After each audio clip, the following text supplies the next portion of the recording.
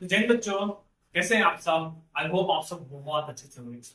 चलिए हम पढ़ लेते हैं चैप्टर 2 क्लास 9 पॉलिनोमियल्स, जिसमें एक्सरसाइज 2.2 का क्वेश्चन फर्स्ट एंड सेकंड हम देख लेते हैं। सेकंड का सारा क्वेश्चन इसके पिछले वीडियो में देखा था और फर्स्ट क्वेश्चन में देखा। इस एक्सरसाइज में हम देखेंगे question number third, verify whether the following are zeros of the polynomials. में हमें वेरीफाई करना है ये सब में से कौन सा क्या है जीरोज है पॉलिनोमियल का। बेटा जीरोज पता है क्या होता है? जीरोज होता है जैसे मान लो कि यहाँ पर एक इक्वेशन दिया है px और यहाँ पर हमें वैल्यू दिया है इसका x का। अगर x के वैल्यू px में पुट करने पर if the put if value of x input the equation of px, अगर सॉल्यूशन हमारा क्या आ जाए जीरो, ये जीरोज जीरो मत समझना बेटा, ये जीरोज को जीरो मत समझना। यदि x का वैल्यू हम इक्वेशन में पुट करें और सॉल्यूशन हमारा क्या आ जाए जीरो आ जाए, तो समझ लेना क्या है हमारा वो जीरोज है, नहीं तो जीरोज नहीं है। जीरोज जीरोज मींस होता है सॉल्यूशन, जीरोज मींस क्या होता है सॉल्यूशन। बस वही सिंपल सी बात है। यदि x का वैल्यू हमने पुट किया, वैल्यू आ जाए कितना, वैल्यू आ जाए अगर जीरो तो समझ लें जीरोज है, नहीं तो जीरोज नहीं है। लाइक देखो कैसे, फॉर एग्जांपल थोड़ा सा समझ लेते हैं। x का वैल्यू कितना है 1/3, तो p -1/3, 3 इंटू एक्स के प्लेस पे -1/3 प्लस का 1, 3 into 3 1 3 is equal to -1 plus का 1, -1 प्लस 1 बेटा क्या होता है जीरो, -1 प्लस 1 क्या होता है जीरो। यहां से जीरो का वैल्यू कितना गया जीरो आ गया। बात समझ में आ गई? यहां पर क्या हो गया x इक्वल टू -3 क्या है -1/3 क्या है इसका जीरो। यस लिख देंगे, यस कीजिए जीरो, कीजिए जीरो। अब second question, second question x equal to 4/5। बेटा ये 4/5 जहां जहां x दिखाई देगा वहां बात पुट कर देना। तो p 4/5 is equal to 5 into 4/5 minus का अब देख बेटा 5 से 5 कट गया, 5 1 5 कितना बचा 4 माइनस का 5, 4 माइनस का 5, तो p 4/5 का जो वैल्यू आया कितना आएगा 4 माइनस का 5, जो कि जीरो नहीं है, इसीलिए क्या लिख देंगे नो। क्या लिख देंगे नो। ये जो है इसका जीरोज नहीं है, इसका जीरोज नहीं हो सकता क्योंकि ये वैल्यू कितना आना चाहिए था जीरो आना चाहिए था। कितना आना चाहिए था जीरो। सेम वैसे नेक्स्ट क्वेश्चन देखते हैं। x इक्वल टू 1 पे x equal to -1, if x equal to 1 when x equal to 1 हो तब देखो p1 पे वैल्यू इसका, p1 पे हमारा वैल्यू हो जाएगा 1 का स्क्वायर माइनस 1 और 1 का स्क्वायर 1 माइनस 1 1 माइनस 1, p1 पर इसका वैल्यू आ गया 0। p1 भी इसका क्या है जीरो, p1 क्या है इसका जीरो है, तो यहां पर लिख देंगे यस। यहां पे क्या लिख देंगे यस, ठीक है। नेक्स्ट p2 पर देखेंगे x इक्वल टू -1 है। इफ के सेकंड में if x equal to -1, if x equal to -1 then हमारा ये हो जाएगा p -1 पर इसका वैल्यू -1 का स्क्वायर माइनस का 1, -1 का स्क्वायर कितना होता है बेटा -1 का स्क्वायर प्लस 1 और ये हो गया -1 प्लस 1 -1 अगेन जीरो, अगेन क्या हो गया जीरो। तो p -1 का वैल्यू कितना गया जीरो, तो ये भी क्या है हमारा zero zero zero zero. Sir क्या एक इक्वेशन के दो जीरोज हो सकते हैं? बिल्कुल हो सकते हैं, एक इक्वेशन के दो जीरोज हो सकते हैं। बस उसमें क्या हो, बस उसमें क्या होना चाहिए क्वाड्रेटिक इक्वेशन होना चाहिए। क्या होना चाहिए क्वाड्रेटिक इक्वेशन होना चाहिए। अगर क्वाड्रेटिक इक्वेशन है तो उसका दो जीरोज हो सकता है। जैसे यहाँ पर एक जीरो हो गया x और एक हो गया सॉरी एक हो गया 1 एक हो गया -1, ठीक है।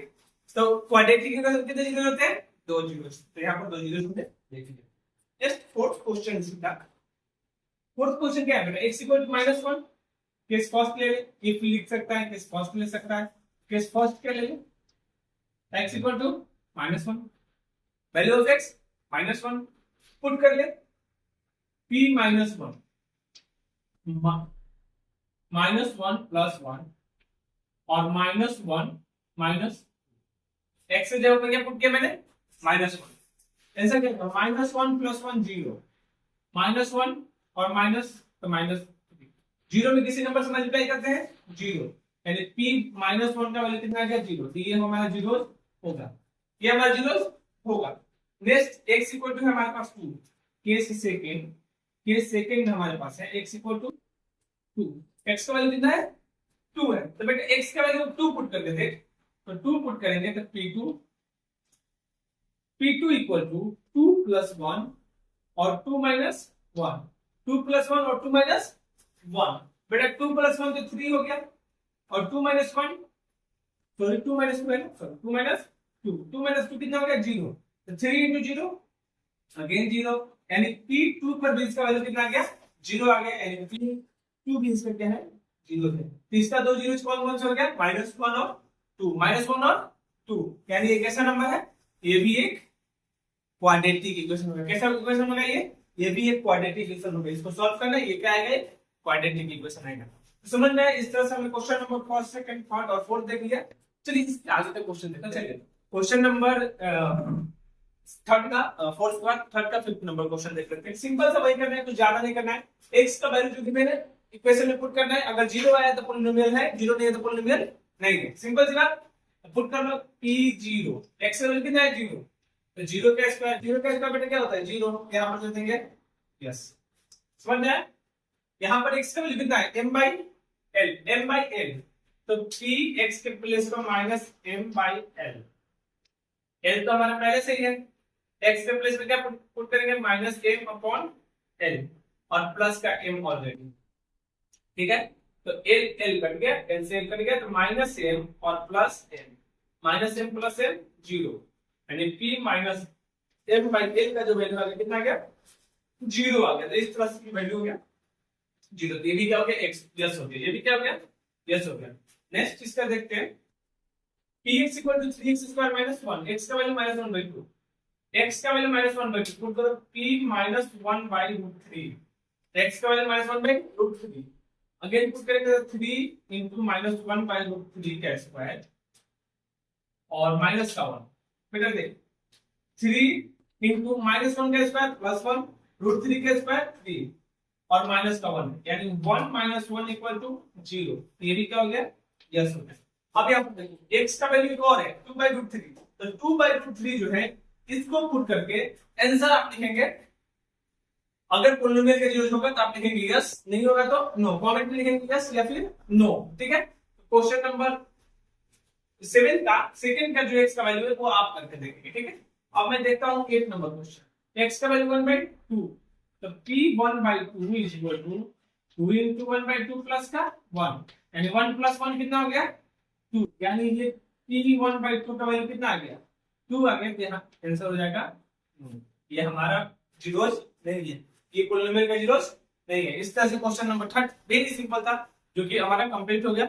अभी नेक्स्ट जो क्वेश्चन है क्वेश्चन नंबर 4 उससे देखते हैं। चलिए क्वेश्चन नंबर 3 बाद क्वेश्चन नंबर 4 देखते हैं। क्वेश्चन नंबर 4 है क्वेश्चन नंबर 4 है find the zero of polynomials in each of the following case. हमें क्या फाइंड करना है, जीरो फाइंड करना। अभी तक हम क्या कर रहे थे, चेक कर रहे कि कौन सा वैल्यू x है वो जीरो था कि नहीं था, थर्ड क्वेश्चन में। फोर्थ क्वेश्चन में हमने इक्वेशन दिया है, हमें x का वैल्यू फाइंड करना है, जीरो मींस x का वैल्यू, समझ में आया बेटा। तो हम क्या करते थे, सबसे पहले समझो, जब हम वेरीफाई करते थे तो x का वैल्यू पुट करते थे, आंसर क्या जाता था जीरो, आंसर क्या जाता था जीरो। अगर आंसर जीरो आता था, px का आंसर जीरो आता था, इसका वो क्या बोलते थे कि जीरोज है, नहीं तो जीरोज नहीं है।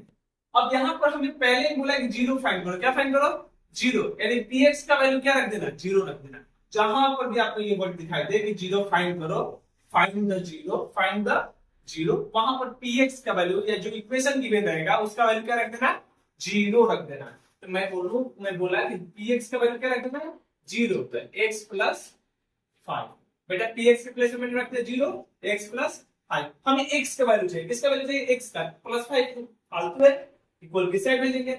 और हमें पता है कि जब इक्वल की साइड कोई नंबर रहते हैं तो प्लस में होता है तो क्या जाता है माइनस में जाता है, किस में जाता है माइनस में जाता है। x का वैल्यू कितना आ गया -5, बहुत ही सिंपल है, इतना ज्यादा सिंपल कोई भी कर ले।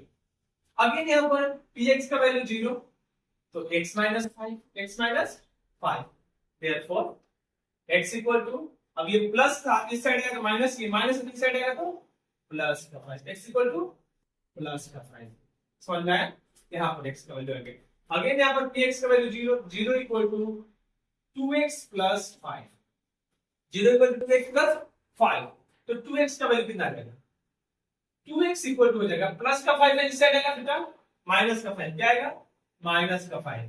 तो 2x इक्वल टू हमें, अब देख हमें 2x का वैल्यू चाहिए, किसका वैल्यू चाहिए, x का चाहिए, 2x का चाहिए, x का चाहिए बेटा, x का चाहिए तो 2 क्यों रखेंगे हम, 2 किस साइड भेज दे, 3 मल्टीप्लाई दिया, मल्टीप्लाई से जब इस साइड आता है तो डिवाइड हो जाता है, तो x का वैल्यू हो गया हमारा -5/2, x का वैल्यू क्या हो गया -5/2, समझ में आया, x का value -5 divide by 2, okay. Again यहाँ पर px का वैल्यू 0, तो 3x माइनस 2, अब माइनस में 2 इस साइड आएगा प्लस का 2, तो 3x का वैल्यू आ गया 2, 3x का वैल्यू कितना गया 2, हमें x का वैल्यू चाहिए, 3x का वैल्यू नहीं चाहिए, हमें 3 नहीं चाहिए, ये 3 नहीं दिखना चाहिए, 3 को इस साइड रख दे, 2/3, तो x का वैल्यू कितना गया 2/3, क्योंकि 3 मल्टीप्लाई 5 से लेफ्ट साइड भेजा तो क्या हो गया डिवाइड में आ गया, बात समझ में आ गई ना। 4 क्वेश्चन कर दिया विद इन मिनट, 1 मिनट नहीं लगा होगा। नेक्स्ट क्वेश्चन देखते हैं, px का वैल्यू 0, ये हो गया 3x, हमें 3x का वैल्यू नहीं चाहिए, 3x का वैल्यू कितना है 0, लेकिन हमें किसका वैल्यू चाहिए x का, तो देयरफॉर x इक्वल टू क्या हो जाएगा 0/3, और x इक्वल हो जाएगा हमारा, x का वैल्यू क्या हो जाएगा 0, यहां पर भी हमारा x का जो वैल्यू आ गया क्या आ गया 0 आ गया। अब इसी क्वेश्चन में देखो px का वैल्यू 0, तो ये ax, px का वैल्यू 0 तो ये ax, यहाँ पर x का वैल्यू क्या हो जाएगा 0/a, क्योंकि हमें ax का वैल्यू नहीं चाहिए, हमें क्या चाहिए a का वैल्यू चाहिए, तो 0/a, therefore x equal to 0, इसलिए x का वैल्यू क्या हो गया यहाँ पर 0 हो गया, बात समझ में आ गई। नेक्स्ट यहाँ पर px का वैल्यू 0, ये बचा क्या है cx plus d, cx plus d, हमें x का वैल्यू चाहिए, ना c का चाहिए ना d का चाहिए, तो पहले एक एक करके इधर भेज दो, प्लस में इससे जाएगा माइनस का d, तो cx इक्वल हो जाएगा माइनस का d, ठीक है, देयरफॉर x इक्वल टू क्या हो जाएगा -d/c, x equal to -d/c हो जाएगा, समझ में आया, x का वैल्यू यहां पर आ गया -d/c। तो इस तरह से बहुत सिंपल तरीके से हमने सॉल्व कर दिया सारा क्वेश्चन एक्सरसाइज 2.2 हमारा खत्म हो गया।